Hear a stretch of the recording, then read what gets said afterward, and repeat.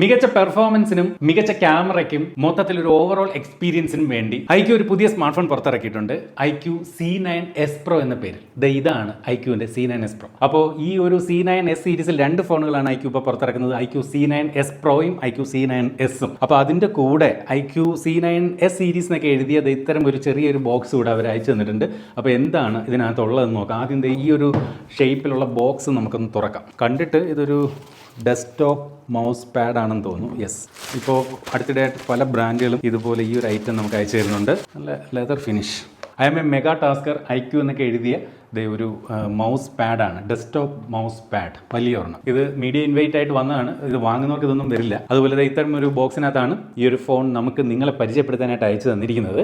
അപ്പോൾ ഈ ഒരു ബോക്സ് കൂടെ നമുക്കൊന്ന് ഓപ്പൺ ചെയ്യാം. ഇതിനകത്ത് ഐക്യു C9s സീരീസ് എന്ന് ഇതുപോലെ എഴുതിയിട്ടുണ്ട്. Fully loaded for mega taskers എന്ന് എഴുതിയിട്ടുണ്ട്. മികച്ച ഗെയിമിങ്ങിനൊക്കെ വേണ്ടിയിട്ടുള്ള ഒരു ഫോൺ ആണെന്നാണ് അവർ സൂചിപ്പിക്കുന്നത്. ഇതിങ്ങനെ ഒരു ഡ്രോ തുറക്കുന്ന കണക്ക് ഇങ്ങനെ നമുക്ക് വലിച്ച് ഈ ഒരു സാധനം ഓപ്പൺ ചെയ്യാം. ദേ നമ്മുടെ ഐക്യു ഫോൺ ഇതിനകത്ത് കാണാം. ഞാനത് ഫുള്ളായിട്ട് എനിക്ക് പുറത്തെടുത്തു. ഫോൺ ദേ ഇരിക്കുന്നു. അതിലേക്ക് വരാം. അപ്പോൾ നിങ്ങൾ ഈ ഫോൺ വാങ്ങുന്നെങ്കിൽ ഈ ഇത്തരം ഒരു ബോക്സ് മാത്രമായിരിക്കും കിട്ടുന്നതെന്ന് ഓർമ്മിക്കട്ടെ. ഇവിടെ Z എന്ന് പറയുന്ന ഒരു ലെറ്റർ ഇതുപോലെ എഴുതിയിട്ടുണ്ട്.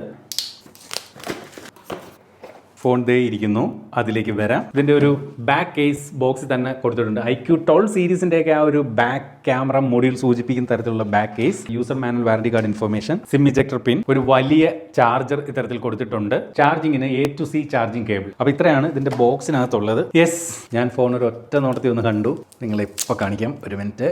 ഇതാണ് ഐക്യുവിൻ്റെ ഏറ്റവും പുതിയ ഐക്യു C9s Pro എന്ന് പറയുന്ന സ്മാർട്ട് ഫോൺ. ഈ ഒരു ഫോണിന്റെ ഡിസൈനെ പറ്റി പറഞ്ഞാൽ ഒരു വീഗൻ ലെതർ ഫിനിഷുമായിട്ടാണ് ഈ ഒരു സ്മാർട്ട് ഫോൺ വന്നിരിക്കുന്നത്. കാണാൻ നല്ലൊരു ഗുഡ് ലുക്കിംഗ് ഡിസൈൻ തന്നെ എന്തായാലും ഈ ഒരു സ്മാർട്ട് ഫോണിന് കൊടുത്തിരിക്കുന്നതായിട്ട് നമുക്ക് കാണാൻ സാധിക്കുന്നുണ്ട്. എസ്പെഷ്യലി ഈ ഒരു ഓറഞ്ച് കളർ എന്ന് പറയുന്നത് ഒരു എന്താ പറയുക, ഒരു ഫയറിനെ നമുക്ക് ഓർമ്മിപ്പിക്കുന്ന തരത്തിലുള്ള ഒരു കളറാണ് കൊടുത്തിരിക്കുന്നത്. തുടക്കത്തിൽ ഞാൻ പറഞ്ഞ പോലെ ഐക്യു 12ൻ്റെയൊക്കെ ആ ഒരു ക്യാമറ മൊഡ്യൂൾ കൊടുത്തിരിക്കുന്നതുകൊണ്ട് തന്നെ ഐക്യുവിൻ്റെ ഒരു ഫ്ലാഗ്ഷിപ്പ് ഫോണിൻ്റെ ഒരു ഡിസൈൻ ലുക്ക് നമുക്ക് പെട്ടെന്ന് ഒറ്റ നോട്ടത്തിൽ കാണാൻ സാധിക്കുന്നുണ്ട്.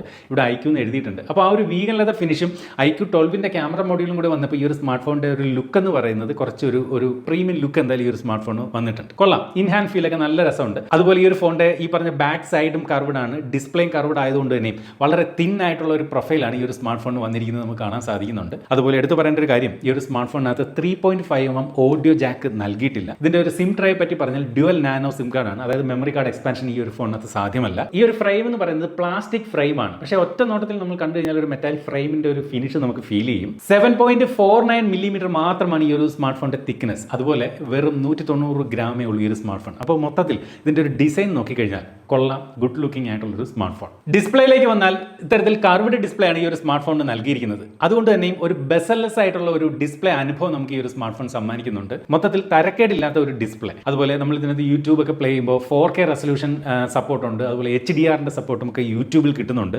ഡിസ്പ്ലേയിൽ തന്നെയാണ് ഇതിന്റെ ഒരു ഫിംഗർ പ്രിന്റ് കൊടുത്തിരിക്കുന്നത്. കണ്ടില്ല, ഇത്രയും താഴെയായിട്ടാണ് ആ ഒരു ഫിംഗർ പ്രിന്റിന്റെ പൊസിഷൻ നൽകിയിരിക്കുന്നത്. അത് ഇതുപോലെ ഫാസ്റ്റ് ആയിട്ട് തന്നെ അൺലോക്ക് ആകുന്നുമുണ്ട്. 6.77 ഇഞ്ചിന്റെ AMOLED ഡിസ്പ്ലേ ആണ്. അതും ഫുൾ HD+ റെസൊല്യൂഷൻ ഉള്ള 120 ഹെർട്സിന്റെ 4500 നിറ്റ്സ് പീക്ക് ബ്രൈറ്റ്നസ് ഉള്ള ഡിസ്പ്ലേ ആണ്. അപ്പോൾ അതിന്റെ ഒരു പീക്ക് ബ്രൈറ്റ്നസ് ഒക്കെ നല്ല ടോപ്പാണ്. കുഴപ്പമില്ലാത്ത ഒരു ഡിസ്പ്ലേ തന്നെയാണ് ഈ ഒരു ഫോണിനകത്ത് നൽകിയിരിക്കുന്നത്. ക്യാമറ വിഭാഗത്തിലേക്ക് വന്നാൽ നമ്മൾ ഈ ഒരു ഫോൺ ഉപയോഗിച്ചുകൊണ്ട് കുറച്ച് ഫോട്ടോകളൊക്കെ എടുത്തു നോക്കി. ഫോട്ടോകളൊക്കെ കുഴപ്പമില്ല, കൊള്ളാം. എസ്പെഷ്യലി ഇത് ഈ ഒരു ഫോട്ടോയ്ക്കകത്തേക്ക് നമ്മൾ സൂക്ഷിച്ച് നോക്കി കഴിഞ്ഞാൽ അതിന്റെ ആ ഒരു സ്കൈ ഒക്കെ കണ്ടില്ലേ, നല്ല കറക്റ്റ് ആയിട്ട് ഒരു ബ്ലൂ കളറിൽ വളരെ വിസിബിൾ ആയിട്ട് ആ സ്കൈയിലെ ഈവൻ ആ ക്ലൗഡ്സ് എല്ലാം നല്ല കൃത്യമായിട്ട് വിസിബിൾ ആകും. ആ കളറിനെ കൃത്യമായിട്ട് ക്യാമറ ഐഡന്റിഫൈ ചെയ്യാതെ പ്രശ്നങ്ങളൊക്കെ വരും. പക്ഷേ ഇവിടെ അങ്ങനെയൊന്നുമില്ല. ആ ഒരു HDR എഫക്റ്റ് ഒക്കെ നല്ല രീതിയിൽ ഈ ഒരു സ്മാർട്ട് ഫോണിന്റെ ക്യാമറയിലൂടെ നമുക്ക് ലഭിക്കുന്നുണ്ട്. ഒരു വാവ് ഫാക്ടർ ഇപ്പോൾ ഇവരുടെ തന്നെ വിവോ ഫോണുകളിലൊക്കെ വരുന്ന പോലുള്ള ഒരു ഭയങ്കര സംഭവം എന്ന് പറയാനില്ലെങ്കിൽ തരക്കേടില്ലാത്ത ഈ ഫോണിന്റെ പ്രൈസ് റേഞ്ചിൽ കൊള്ളാവുന്ന തരത്തിലുള്ള ഒരു ക്യാമറ പെർഫോമൻസ് ആണ് ഈ ഒരു സ്മാർട്ട് ഫോൺ കാഴ്ചവെക്കുന്നത്. ലോ ലൈറ്റിലും നമ്മൾ ഇതിന്റെ ഫോട്ടോസ്, സെൽഫിയും വീഡിയോകളും ഒക്കെ നമ്മൾ എടുത്തു നോക്കി. ലോ ലൈറ്റിലും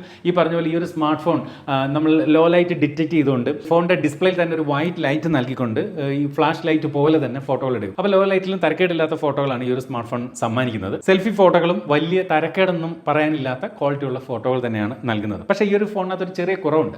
അതായത് ഈ ഒരു സ്മാർട്ട് ഫോണിന്റെ ബാക്ക് ക്യാമറ ഉപയോഗിച്ചുകൊണ്ട് നമുക്ക് 4K റെസൊല്യൂഷൻ 30 FPS വീഡിയോകൾ ബാക്ക് ക്യാമറയിലെ മെയിൻ സെൻസറിലും അതുപോലെ വൈഡ് ആംഗിൾ ഉപയോഗിച്ചുകൊണ്ട് എടുക്കാൻ സാധിക്കും. പക്ഷേ സെൽഫിയിൽ പണ്ടൊക്കെ വിവോയും ഐക്യു ഒക്കെ കാണിക്കുന്ന സെയിം മിസ്റ്റേക്ക് ഉണ്ട്. സെൽഫിയിൽ നമുക്ക് ഫുൾ HD 30 FPS ഉള്ള വീഡിയോകളെ ഷൂട്ട് ചെയ്യാൻ സാധിക്കുകയുള്ളൂ. ഇപ്പോൾ വരുന്ന പല ഫോണുകളിലും നേരത്തെയൊക്കെ ഈ പറഞ്ഞ പോലെ സെൽഫി ക്യാമറയിൽ 4K റെസൊല്യൂഷൻ സപ്പോർട്ട് അധികം പല ഫോണുകളും കൊടുത്ത് കാണാറില്ലായിരുന്നു. പക്ഷേ ഇപ്പോൾ അതൊക്കെ മാറി വന്നതാണ്. പക്ഷേ എന്തുകൊണ്ട് ഈ ഒരു ഫോണിനകത്ത് ഇപ്പോഴും സെൽഫി ക്യാമറയിൽ 4K റെസൊല്യൂഷൻ സപ്പോർട്ട് നൽകിയിട്ടില്ല. ക്യാമറയുടെ സ്പെസിഫിക്കേഷനെ പറ്റി പറഞ്ഞാൽ ബാക്കിലെ പ്രധാനപ്പെട്ട ക്യാമറകൾ എന്ന് പറയുന്നത് 50 മെഗാ പിക്സലിന്റെ പ്രൈമറി ക്യാമറയും അതുപോലെ 8 മെഗാ പിക്സലിന്റെ ഒരു അൾട്രാ വൈഡ് ആംഗിൾ ക്യാമറയുമാണ്. സെൽഫി എടുക്കുന്നതിന് വേണ്ടി 16 മെഗാ പിക്സലിന്റെ സെൽഫി സെൻസറാണ് ഈ ഒരു സ്മാർട്ട് ഫോണിനകത്ത് നൽകിയിരിക്കുന്നത്. മെയിൻ സെൻസറിന് ഒപ്റ്റിക്കൽ ഇമേജ് സ്റ്റെബിലൈസേഷൻ ഒക്കെ നൽകിയിട്ടുണ്ട്. അതുകൊണ്ട് തന്നെയും വളരെ ഷേക്ക് ഇല്ലാത്ത തരത്തിലുള്ള വീഡിയോകൾ നമുക്ക് എടുക്കാൻ സാധിക്കുന്നുണ്ട്. അത് ഞാൻ ലോ ലൈറ്റിൽ എടുത്ത വീഡിയോയിലൊക്കെ അത് വിസിബിൾ ആണ്.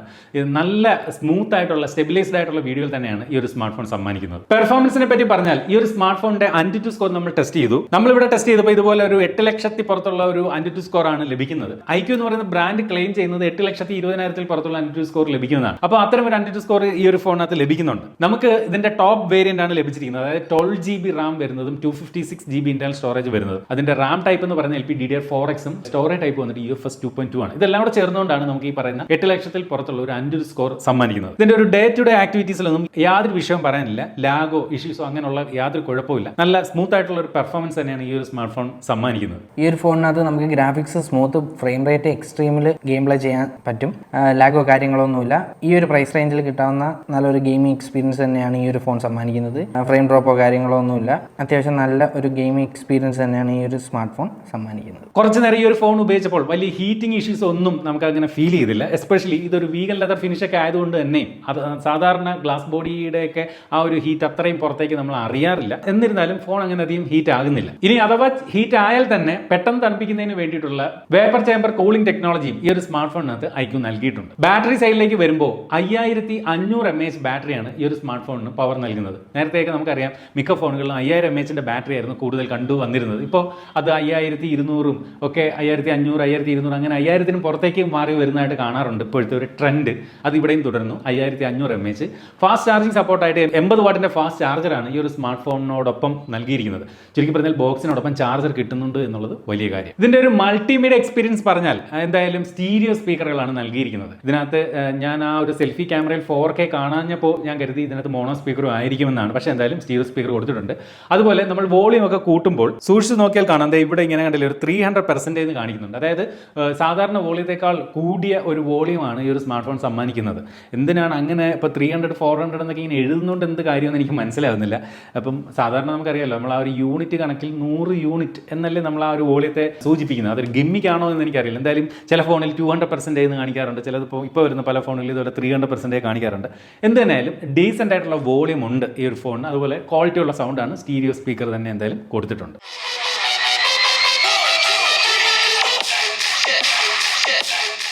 അതുപോലെ നേരത്തെ തുടക്കത്തിൽ പറഞ്ഞ പോലെ കർവ്ഡ് ഡിസ്പ്ലേ ആയതുകൊണ്ട് തന്നെയും നമുക്ക് ഒരു മൂവി വാച്ച് ചെയ്യുമ്പോഴോ അല്ലെങ്കിൽ യൂട്യൂബിൽ നിന്ന് വീഡിയോകളൊക്കെ കാണുമ്പോഴും നല്ല രീതിയിൽ നമുക്ക് ഒരു ഇമേഴ്സീവ് വ്യൂയിങ് എക്സ്പീരിയൻസ് നമുക്ക് ഈ ഒരു സ്മാർട്ട് ഫോൺ സമ്മാനിക്കും. അപ്പോൾ ഇത്രയൊക്കെ വോളിയം കൂട്ടാൻ സാധിക്കുമെങ്കിലും ഞാൻ ഇതിന്റെ ഹൈ വോളിയം വെച്ച് നോക്കി ചില ഫോണുകളിലെങ്കിലും വൈബ്രേഷൻ ഫീൽ ചെയ്യാറുണ്ട്. ഫോണുകളിൽ വോളിയം കൂട്ടുമ്പോൾ ഒരു വൈബ്രേഷനോ ഇഷ്യൂസോ ഒന്നും തന്നെ ഈ ഒരു സ്മാർട്ട് ഫോണിൽ ഇല്ല. OS-നെ കുറിച്ച് പറഞ്ഞാൽ ഇതിനകത്ത് ഞാൻ കൃത്യമായിട്ട് ഐഡന്റിഫൈ ചെയ്ത് വെച്ചിട്ടുണ്ട്.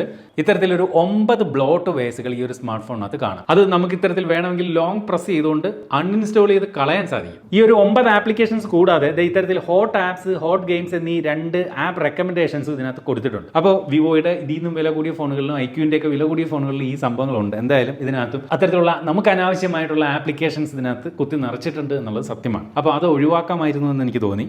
അതുപോലെ ഈ ഒരു സ്മാർട്ട് ഫോണിൽ ആൻഡ്രോയിഡ് 14-ലും അതുപോലെ ഇവരുടെ സ്വന്തം user interface fun touch OS 14-ലുമാണ് പ്രവർത്തിക്കുന്നത്. 2 മേജർ ആൻഡ്രോയിഡ് അപ്ഡേറ്റുകൾ നമുക്ക് ഈ ഒരു സ്മാർട്ട് ഫോണിനകത്ത് ലഭിക്കും. ആൻഡ്രോയിഡ് 16 വരെ.